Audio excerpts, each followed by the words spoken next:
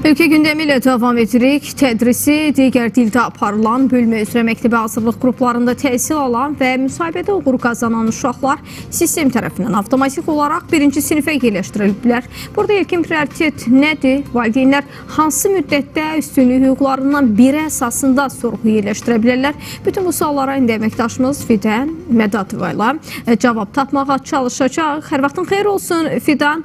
Buyur, səni eşidək, xəbərlərin detallarını açıqla.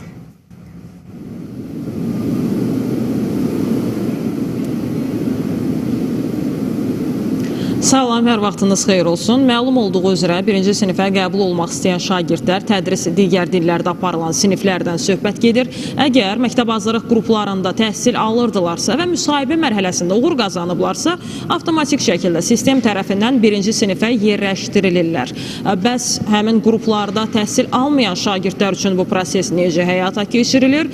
Və bizim ikinci bir istiqamətimiz də var. Hansı ki, bəzi məktəblərdə tədris digər dillərdə aparılan siniflər üzrə sıxlıq müşahidə olunur. Bəs həmin məktəblərdə qəbul nəyə əsasən həyata keçirilir? Bununla bağlı bizim suallarımızı Bakı Şəhər üzrə Təhsil İdarəsinin nümayəndəsi Günel Kərimova cavablandıracaq. Salam Günel xanım, biz həmin sualların cavabını sizdən işləyəcəyik. Xoş gördük.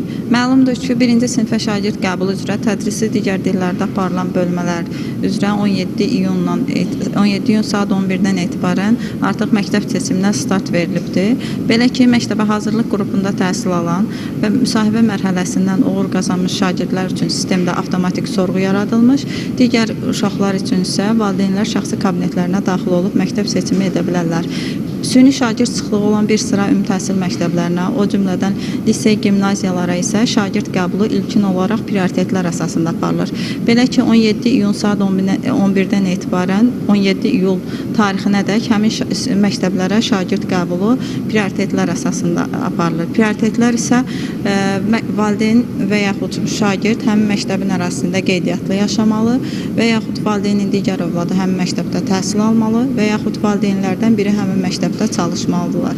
Eyni zamanda onu da qeyd edək ki, 25 iyun saat 18:00-dək bir sıra liseylərə şagird qəbulu prioritetlərlə yanaşı müsabiqə yolundan da mümkündür. Belə ki, İlyas Əlfəndiyev adına elitar gimnaziya Bakı Slavyan Universitetinin nəzdində fəaliyyət göstərən məktəb lisey kompleksi, 23 saylı tam orta məktəb, 6 nömrəli məktəb lisey, 132-134 nömrəli təhsil kompleksi, Zəngi liseyi nə şagird qəbulu prioritetlərlə yanaşı müsabiqə yolu ilə də aparılır.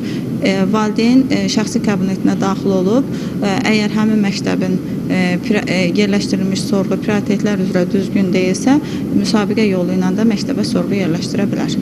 Təşəkkür edirik Günel xanım çatdırdığınızlarınıza görə və bir daha vurğulayacağıq ki, Bakı Şəhər üzrə Təhsil İdarəsindən verilən məlumata görə hazırda tədris digər dillərdə aparılan birinci sinifə qəbul olmaq istəyən şagirdlər üçün bu proses davam eləyir və proseslə bağlı bəzi istiqamətlərə aydınlıq gətirməyə çalışdıq. Bizim çatdıracaqlarımız bu qədər idi. Söz xəbər mərkəzindədir. Təşəkkür edirik hər ikinizə də Fidan və xəbər